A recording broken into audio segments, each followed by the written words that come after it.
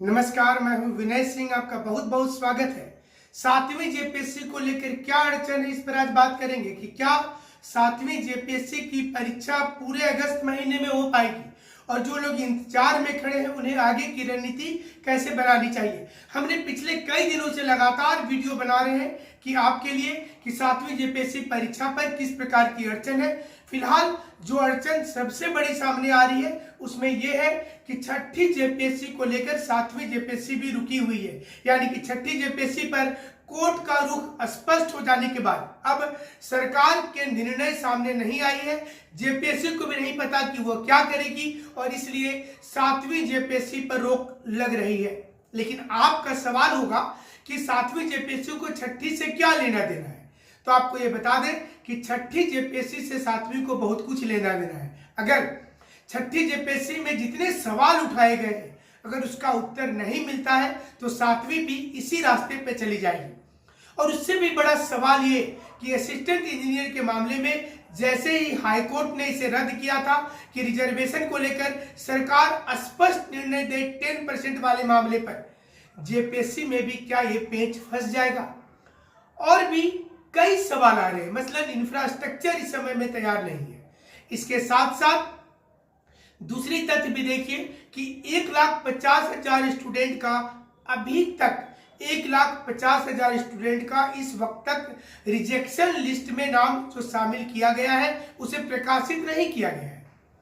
तो फिर जेपीएससी अगर नया परीक्षा लेगी तो क्या ये विवादों में फंस जाएगा।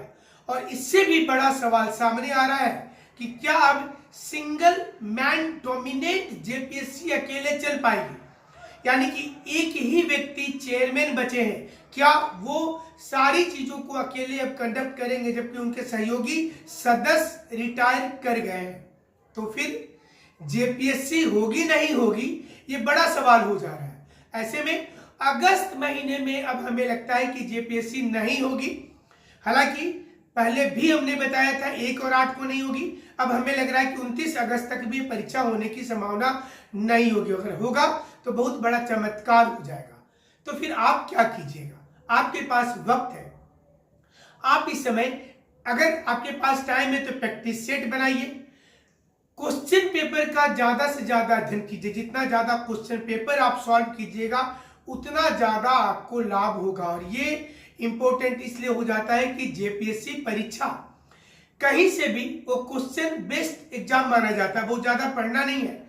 आप अगर ज्यादा से ज्यादा प्रैक्टिस सेट बनाए हैं, ऑनलाइन टेस्ट दिए हैं तो फिर आप इस एग्जाम को क्रैक कर सकते हैं। साथ ही साथ आप डिस्कशन कीजिए एक अच्छा टीम बना करके।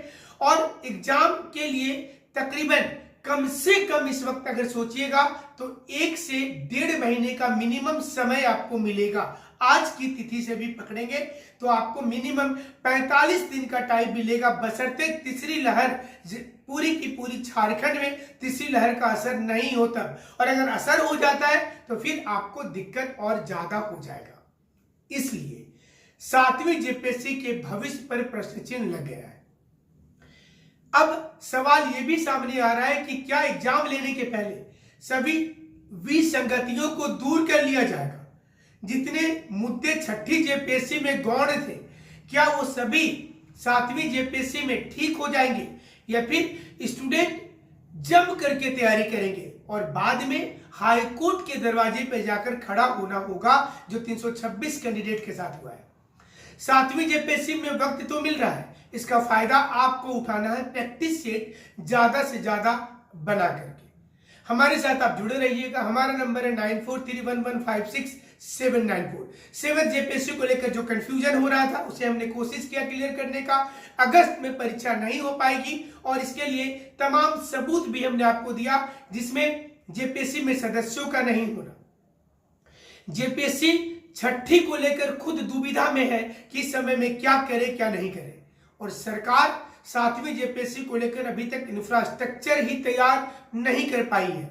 और जिन लोगों का नाम रिजेक्ट लिस्ट में है उन्हें अभी तक नहीं पता उनका क्या होगा और क्यों रिजेक्ट किया गया। ये तमाम ऐसे क्वेश्चन होंगे जिसका उत्तर जेपीएससी को देना बाकी है।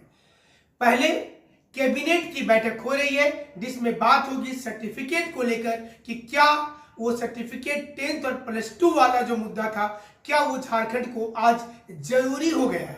और अगर जरूरी है तो क्यों, और नहीं है तो क्या उलझाने वाली भी बात हो रही है? बड़ा सवाल है, इसका उत्तर आपको भी ढूंढना होगा।